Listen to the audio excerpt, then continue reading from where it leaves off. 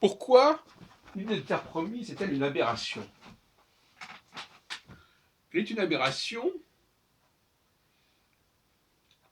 si l'on admet que l'on amène un peuple vers cette terre promise. En revanche, si j'adresse un messager, si moi en tant que Dieu, j'adresse un messager vers un peuple qui est sur une certaine terre, là ça fait sens. C'est ce qui s'est passé avec Abraham.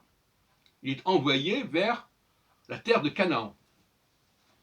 En revanche, l'épisode de Moïse est aberrant, il est très maladroit, il est calqué sur l'histoire d'Abraham,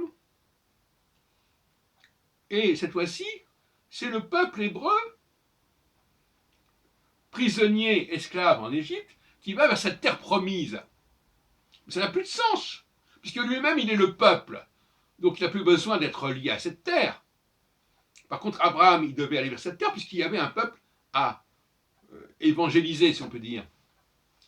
Donc, voyez-vous, quand on calque un certain nombre de schémas, on arrive à l'absurde quand on se rend compte qu'on n'a pas les mêmes conditions. Terre promise pour un messager qui est envoyé vers un peuple, oui, parce que ce peuple, il est localisé. Mais prendre la tête d'un peuple pour l'envoyer vers une terre promise, ça n'a aucun sens, à moins de vouloir évangéliser les populations locales, mais ça n'a pas beaucoup de sens tout ça. Bon.